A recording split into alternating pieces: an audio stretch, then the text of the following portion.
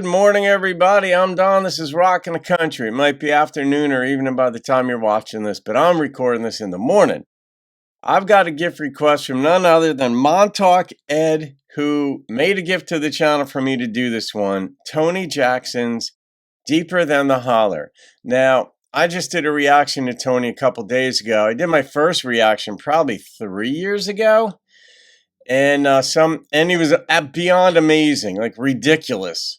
And I did a couple to Tony, and then I remember reading comments saying that like Tony kind of disappeared from the country scene. He wasn't doing music anymore or something like that. And I was like, if that's true, that's like a travesty. I mean, I get people change their interests in life and stuff, so fair enough. But I'm like, holy cow, like this dude is the real deal. Like every so often you hear somebody and you see how they perform and you're like, oh my God, this person found their place in the world. And then he disappeared, I guess, according to some people. I don't know if that was true. So then I just did a reaction, and now Ed, and I was blown away by the last reaction. And then Randy Travis shows up at the very end of that video. I'm like, what? And that was a gift request that Renee Newberry had made. And I gave that song a 10. And anyhow, this is Deeper Than the Holler. Don't know the song. It's a reaction. But Ed, thank you for this request. I know this is going to be a good one because Ed knows his stuff when it comes to music. Ed knows his stuff when it comes to life. But as I understand it, Randy Travis appears on this one as well. Here we go. Hello, my friends. Tony Jackson here, and I'm here with a man that needs no introduction and a place that needs no introduction. We're going to do some music for you.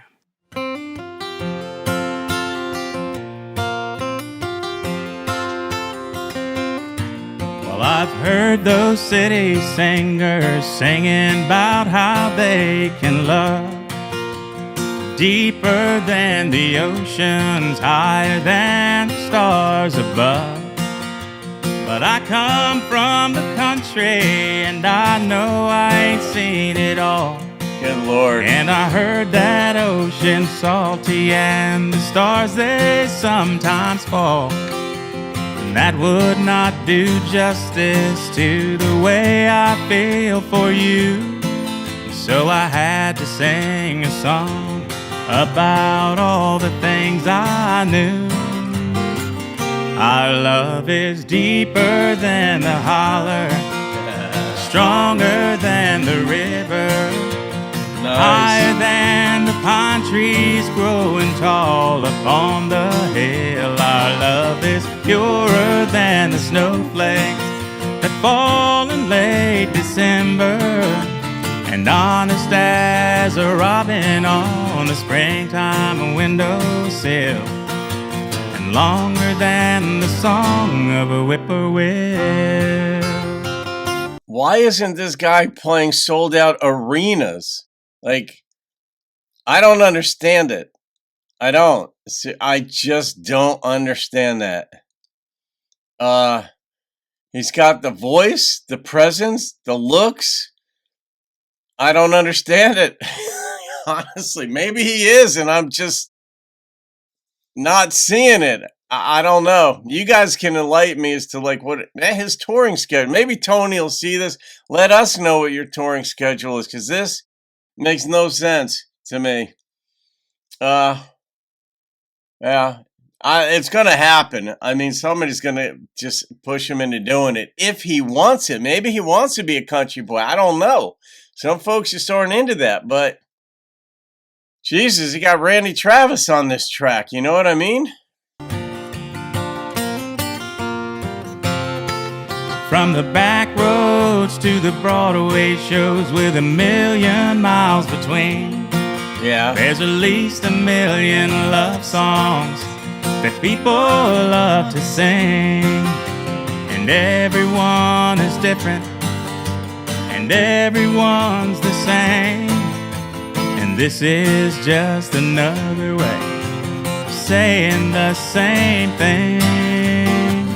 Our love is deeper than the holler, stronger than the river, higher than the pine trees growing tall upon the hill. Our love is purer than the snowflakes that fall in late December, and honest as a robin on the springtime windowsill, and longer than the song of a whippoorwill.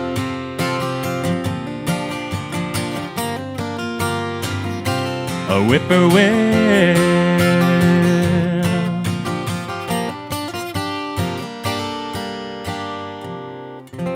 Thank you, Randy.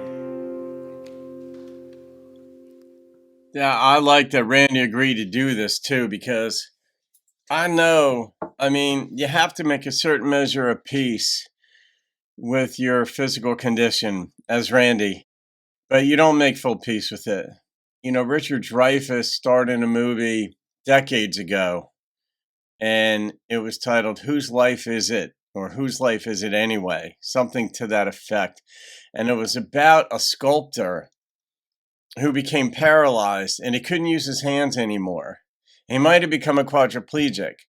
And it was a brilliantly crafted script and movie, because it really brought you into the world of somebody who wanted to end his life, because he said, you don't understand the torment that I live with at any time a nurse comes into my room or anytime I see something. My hands immediately, my mind, my soul, every part of my being goes to wanting to make a sculpture of it. And I can't. It torments me. The world torments me just by its presence. And then it gets into philosophical considerations. And, you know, everybody wanted to keep him alive and he wanted to die. He didn't have the ability to take his own life. So what responsibility do we have when there's a torment? And I bring this up not because that's where Randy's at, but as far as not wanting to live. I mean, that part I don't even go into. I'm saying that he agreed to be there even though he knows he cannot sing, play, or anything like he used to. That takes enormous love, enormous courage, belief. I mean, Randy could speak to it obviously better than I could, but that is part of what that I was expecting to hear Randy maybe sing a little bit, but obviously I think, you know, his condition is too far along. And Tony had him there. It was just a beautiful collaboration, even though Tony was the only one singing. And my thing, bringing it back to just Tony on this one, is I think the only thing holding him back from being like the man or one of the men in country music is himself. And not because he's torpedoing himself. My guess would be the only reason he's not that is because he doesn't want it. I don't know if it's the lifestyle. Some folks have a really good sense of, I don't want to sacrifice everything to be a superstar. I have enough. And a guy like Tony doesn't have to do a whole lot to make 7 digits a year, or certainly into the mid to high sixes a year. And he may say that's enough. I get to spend time with my wife and kids, assuming he has them. I don't know about Tony's background at all. You guys can fill me in. But I hear a guy sing like this on every single track, and you're like, you're spellbound. Sort of like in a different way, but in a similar way as Chris Stapleton. When you hear Chris, it's his voice and his soulfulness and just everything about him. You're like, oh my God. Or George Jones, same thing.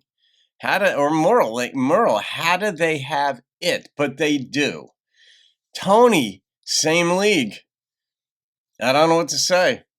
Ed, now the song itself too, I love the contrast in the beginning where he said some people talk about the depth of the ocean and other things. I'm a country boy, and we talk deeper than the holler, not the ocean. We're inland, I guess, and but this is how we see it. And just a beautiful, endearing, warm song.